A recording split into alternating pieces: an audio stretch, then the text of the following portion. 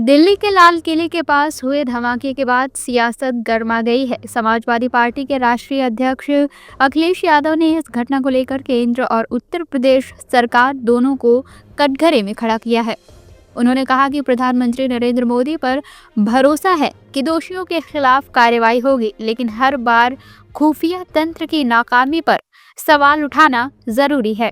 अखिलेश ने कहा, राजधानी दिल्ली में जहां प्रधानमंत्री स्वतंत्रता दिवस पर भाषण देते हैं, वहीं विस्फोट होना इंटेलिजेंस फेलियर का सबूत है। ऐसे अधिकारियों की जिम्मेदारी तय होनी चाहिए जो देश की सुरक्षा से खिलवाड़ कर रहे हैं। सपा प्रमुख ने मुख्यमंत्री योगी आदित्यनाथ पर भी करारा हमला बोला। उन्होंने कहा, हमारे मुख्यमंत्री अब सिर्फ कम्युनल स्पीच देने लगे हैं। जब उन्हें कुर्सी डोलती नजर आती है तो वो सांप्रदायिक बातें करने लगते हैं।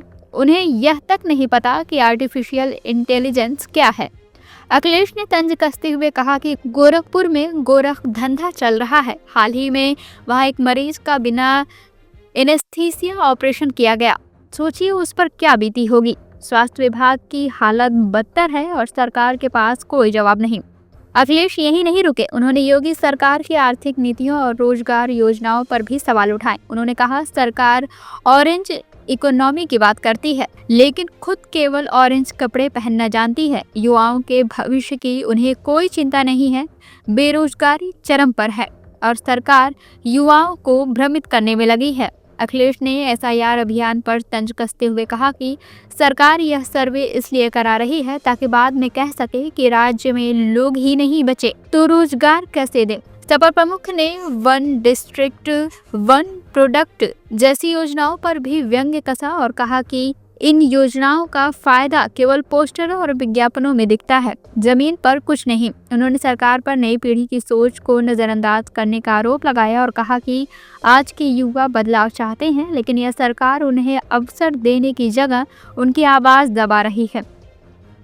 क्योंकि एसआईआर पीडीएफ प्रहरी बनाने का हमारा मकसद यही था कि एक भी जगह पर समाजवादी पार्टी का आम लोगों का वोट वोटर लिस्ट में आ जाए, कट ना पाए। इसलिए हम लोगों ने संकल्प लिया है कि डरना नहीं है, डटे रहना है।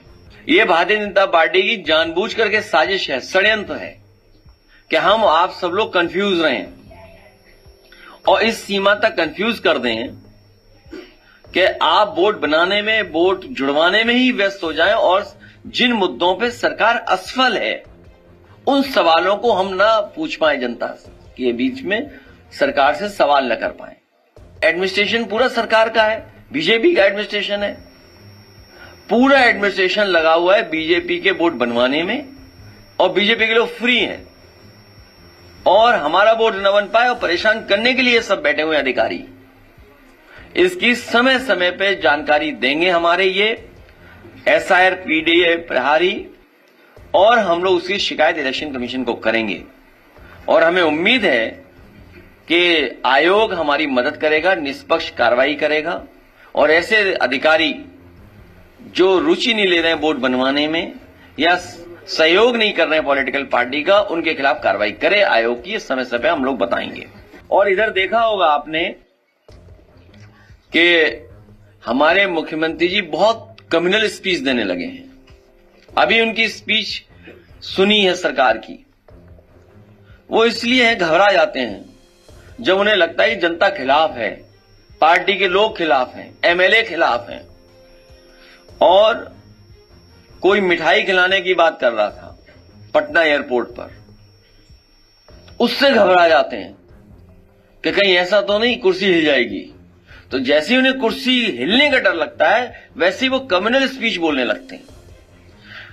उन्हें विजन इंडिया से, न्यू इंडिया से कोई लेना देना नहीं है।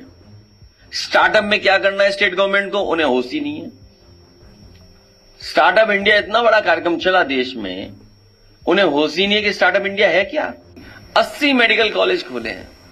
मेडिकल निग्लिजेंस कितना है सोचिए। हमारा आपका बुखार पैरासीटामोल गोली से 500 mg से ठीक हो जाता था। बीजेपी के लोग डोलो खिलवा रहे हैं हमें 650 डोलो। है? नहीं 650 में भी बुखार नहीं उतर रहा। 1000 तो इन बीजेपी वालों के लिए है। तो आप सोचिए हेल्थ सेक्टर क्या हालत है। हेल्थ सेक्टर चौपट है बिल्कुल। यूथ अफेयर्स में जीरो सरकार। अच्छा, वुमेन एंड चाइल्ड डेवलपमेंट और स्पोर्ट्स में जीरो सरकार। पॉवर्टी कह रहे जीरो पॉवर्टी, और उदाहरण दिया कि कहीं जीरो पॉवर्टी कर दी उन्होंने। जीरो पॉवर्टी कहां हुई है? क्या कॉन्सेप्ट था जीरो पॉवर्टी का? अनएम्प्लॉयमेंट बढ़ता चला जा रहा है। ये एसआईआर इसलिए हो रहा है कि नौजवान अपनी नौकरी ना मांगने लगे। देश के प्रधानमंत्री जी का भाषण हम लोगों ने सुना जो भूटान में दिया, कि भारी मन से उन्होंने कहा कि इतनी बड़ी घटना देश में हो गई, और उन्होंने आश्वासन दिया है कि जो भी दोषी हैं उनके खिलाफ कार्रवाई होगी। सरकार जो दोषी लोग हैं उनके खिलाफ कार्रवाई करेगी। लेकिन सवाल वही खड़ा हो जाता है कि इंटेलिजेंस फेलियर क्यों हो रहा है, ये घटना क्यों हो रही है। आज इतने सीसीटीवी हैं।